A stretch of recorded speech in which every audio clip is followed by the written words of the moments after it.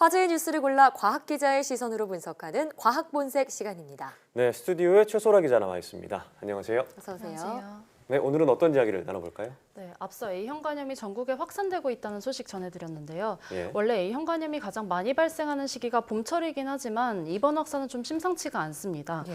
올해 신고된 A형 간염 환자가 현재까지 모두 3,671명이라고 하고요. 지난해 같은 기간에 3.4배에 이릅니다. 예. 심지어 지난 한 해 동안 발생한 전체 A형 간염 환자 수가 2,400여 명이었는데요. 올해는 넉 달 만에 그의 1.5배에 달한 겁니다.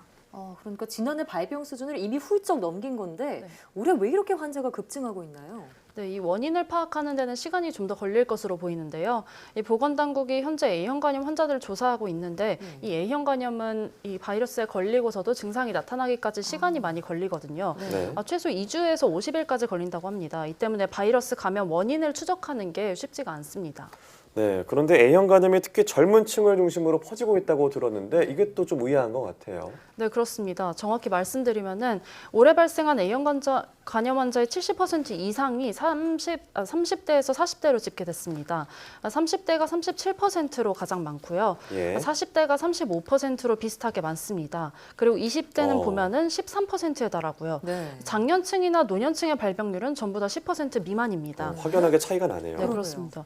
이것은 이 30, 40대 A형 간염 상체 양성률이 유독 낮기 때문으로 보이는데요. 네. 2015년 자료를 보면은 당시 20대 가운데서 A형 간염 한 채를 가진 비율이 12% 정도로 가장 낮고요.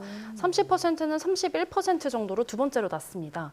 이 때문에 4년이 지난 지금도 이 같은 발병률이 나왔다고 볼 수가 있습니다. 예. 자, 항체 생성이 가운데 30, 40대만 유독 낮은데 그 이유가 따로 있나요?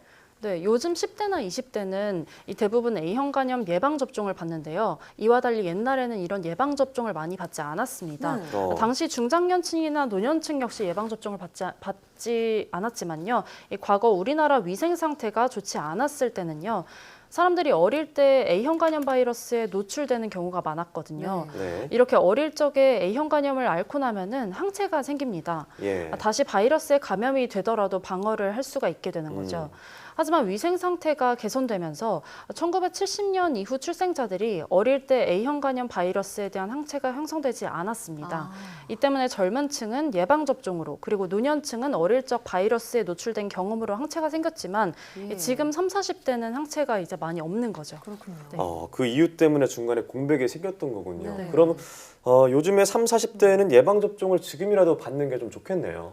네, 이 보건당국은요, 만 30살 미만은 이 아무런 검사 없이 백신을 무조건 맞을 것을 권유하고 있고요. 30살 이상이라면 백신 투여하기 전에 검사를 받아서 항체가 아직 없다고 나온 경우에 백신을 접종할 것을 권장합니다. 예. 그리고 A형 간염 백신은 이 2번에 걸쳐서 접종을 해야 되는데요. 2차 접종 후에는 항체가 생길 확률이 거의 100%라고 합니다. 그래서 이 접종 후에는 항체 검사를 다시 받을 필요는 없다고 합니다. 그렇군요. 네, 30, 40대는 예방 접종을 반드시 받는 게 좋겠고요. 자, 그런데 A형 간염 안 걸리는 게 최선이라고 들었습니다. 치료제가 없는 건가요? 네, 맞습니다. 아직 A형 간염을 치료하는 약은 나와 있지 않은데요.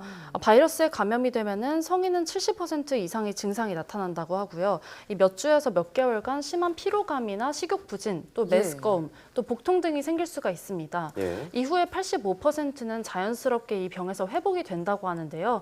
심한 경우에는 이 전염성 간염으로 설명을 할 수가 있습니다. 예. 이 때문에 A형 간염은 예방이 더욱더 중요합니다. A형 간염은 B형이나 C형과는 다르게 혈액이 아닌 타액으로도 전염이 됩니다. 네. 따라서 술자리에서 술잔을 돌려 마실 경우 전염의 위험이 있고요. 또 화장실에서 다녀온 후 손을 씻지 않은 A형 간염 환자와 접촉했을 경우에 손을 통해서 감염이 될 수도 있습니다. 네. 그래서 손을 씻는 것도 굉장히 중요하고요. 바이러스에 오염된 물이나 또는 음식을 섭취해서 감염이 될 수도 있으니까 물도 끓여서 먹어야 합니다. 네, 뭐 손 씻기 그리고 뭐 잔 돌리기 그리고 예. 저희 뭐 탕 같은 거 먹을 때 같이 먹는 공유해서 경우 먹는 많잖아요. 거예요. 예. 그때 좀 조심해야겠다는 생각이 드는데요. 네. 자, 그럼 두 번째 소식으로 한번 넘어가 볼까요? 네, 앞서서는 이제 현재 유행하고 있는 A형 간염에 대해서 알아봤는데요. 두 번째로는 지금으로부터 100년 전 세계를 휩쓸었던 질병에 대해서 이제 알아보려고 합니다. 바로 네. 스페인 독감에 대한 얘기입니다.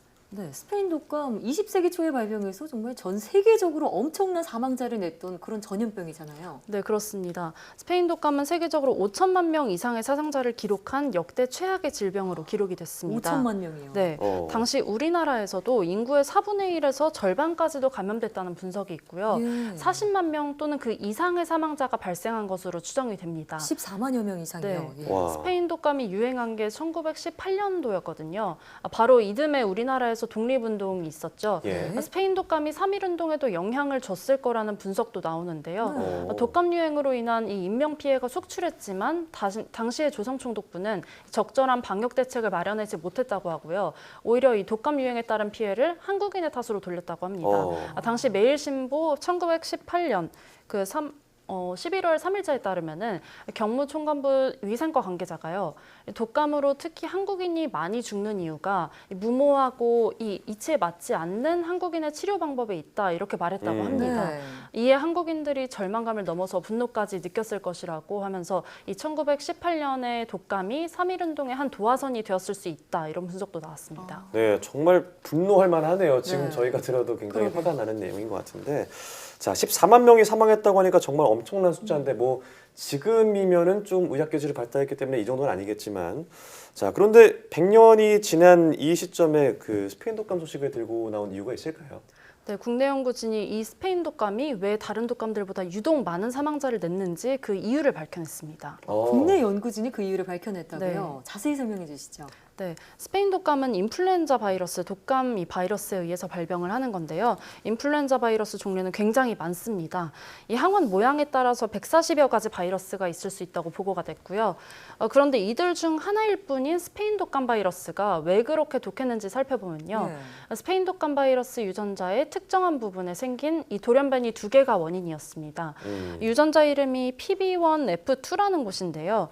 원래는 우리 인체가 바이러스에 감염되면은 여기에 저항하기 위해서 항바이러스 물질을 분비하거든요. 예. 그런데 여기 돌연변이가 생긴 바이러스는 우리 몸이 뭐 이런 물질을 뿜지 못하게 한다는 겁니다. 그러니까 우리 인체는 항바이러스 작용을 하지 못하고 속수무책으로 당한 겁니다. 이 때문에 스페인 독감이 치료도 어렵고 또 전염성도 강했던 것으로 보입니다. 네. 그럼 그 PB1F2라는 바이러스요. 네. 자, 이 부분의 돌연변이 때문에 발생했다고 한다면 다른 독감도 이런 그 돌연변이 바이러스 때문에 뭔가 증식이 된다면 뭔가 좀 큰 위협이 될 수 있다 이런 뜻인가요? 네, 그렇습니다. 이 PB1F2라는 거는 대부분의 독감 바이러스가 가지고 있는 유전자인데요. 네. 때문에 여기서 문제가 생기면 어떻게 되는지 연구진의 말을 한번 자세한 말 들어보겠습니다. 해가 없던 바이러스들도 우리가 이제 두 군데 돌연변이를 유발시키니까 이것도 굉장히 독한 바이러스로 돌변했다라는 증거를 우리가 실험실에서 만들어냈거든요. 맞지 않아? 유전자. 네, 이번 예. 발견으로 이 위험한 독감 바이러스가 나왔을 때도 도움이 될 거라고 하는데요. 네네. 스페인 독감처럼 맹독한 바이러스가 언제 생겨날지는 아직은 모르지만요. 예, 예. 이제는 그 독감 바이러스를 관찰을 해서 특정 위치에 돌연변이가 있다는 것을 알아낸다면요.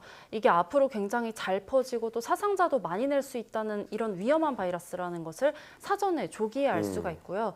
또 더 중요한 것은요. 바이러스의 맹독성을 없애는 이 목표 부위, 타겟 지점을 찾았다는 겁니다.